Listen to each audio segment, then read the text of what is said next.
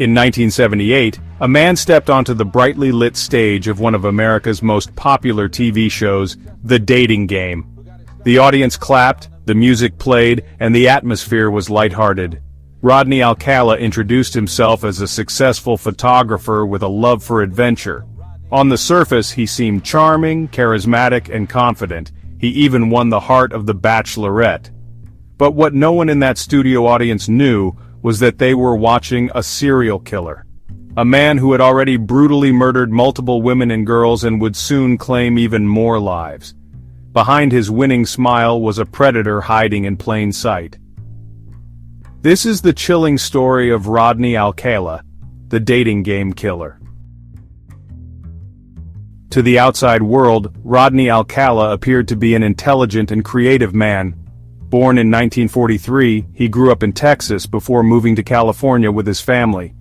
He was bright, excelling academically, and even earning a degree in fine arts from UCLA.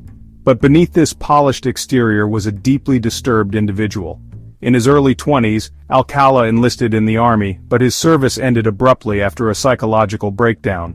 Diagnosed with antisocial personality disorder, Alcala was described as narcissistic, manipulative, and devoid of empathy. These traits would later enable him to commit horrific crimes without a trace of remorse. In the late 1960s, Alcala began using his charm and photography skills to lure unsuspecting women. He would approach them on the street, promising glamorous photo shoots, only to lead them into situations where they would become his prey.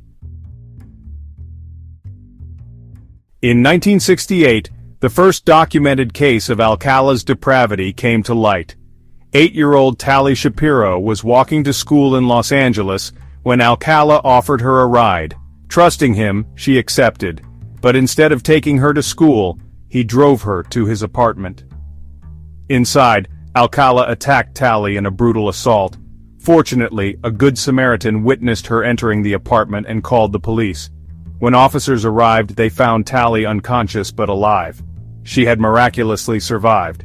However, Alcala had already fled, escaping justice for the time being. What followed was a chilling game of cat and mouse. Alcala disappeared, eventually resurfacing in New York City under a new identity. There he studied filmmaking under the renowned director Roman Polanski and blended seamlessly into his surroundings. No one suspected the danger he posed. Fast forward to 1978, and Alcala had somehow managed to evade the authorities and continue his killing spree. That same year, he made his infamous appearance on The Dating Game. The producers introduced him as a successful photographer who enjoyed skydiving and motorcycling. On stage, he exuded confidence, answering questions with flirtatious charm and witty banter. The Bachelorette, Cheryl Bradshaw, ultimately chose him as her date. But in a twist of fate, Cheryl later admitted that something about him felt off. Following her intuition, she declined to meet him again. That decision likely saved her life. Watching the footage today is haunting. Knowing what we now know about Rodney Alcala, his presence on national television is a chilling reminder of how easily a predator can hide in plain sight. While the world laughed at his antics on TV, Alcala was committing unspeakable crimes. Throughout the 1970s, he used his charm and his camera to lure victims. He photographed them, often in compromising or vulnerable positions, before attacking them. Many of these photographs were later found in a storage locker. Some of the faces still remain unidentified. One of his youngest victims was 12-year-old Robin Samso, who disappeared in 1979 while riding her bike to ballet class in Huntington Beach, California. Her body was discovered days later, decomposed and discarded in a remote area. The murder shocked the community and finally set off a chain of events that led to Alcala's arrest. When police apprehended Alcala, they uncovered a chilling trove of evidence. In addition to Robin Samso's belongings, they found hundreds of photographs of women and children. Some appeared happy, smiling for the camera, while others looked frightened and distressed. The discovery raised a horrifying question. How many victims had there been? In the following years, Alcala was linked to more murders. His method was often the same, luring women with the promise of professional photography, gaining their trust, and then attacking them. The level of violence he inflicted was shocking, with many victims showing signs of torture. One victim, 23-year-old Jill Barkham, was found in the Hollywood Hills in 1977. Another, 27-year-old Georgia Wickstead, was discovered in her Malibu apartment. Each crime was marked by Alcala's sadistic nature, leaving a trail of devastation. The legal journey to hold Alcala accountable was long and grueling. He was first convicted of Robin Samso's murder in 1980, but the conviction was overturned due to technicalities. This pattern repeated itself, forcing her family to endure multiple trials. Finally, in 2010, Alcala was tried and convicted for 5 murders, including Robin's.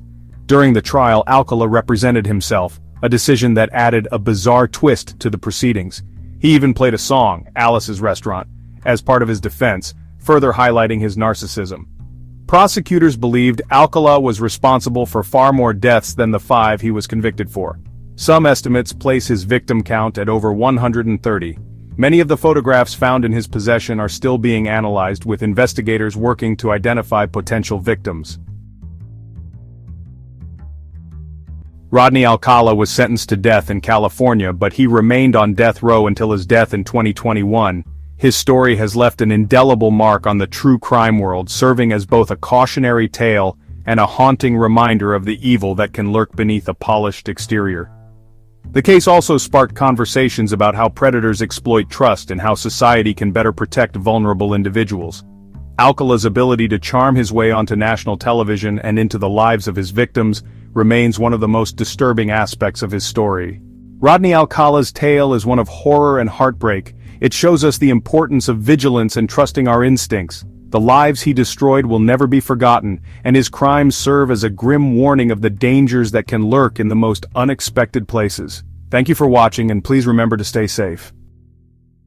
If you enjoyed this story and want more chilling tales of love gone wrong, hit that subscribe button and join us on Deadly Dates. Don't forget to like and share, because you never know who might need a reminder to trust their instincts.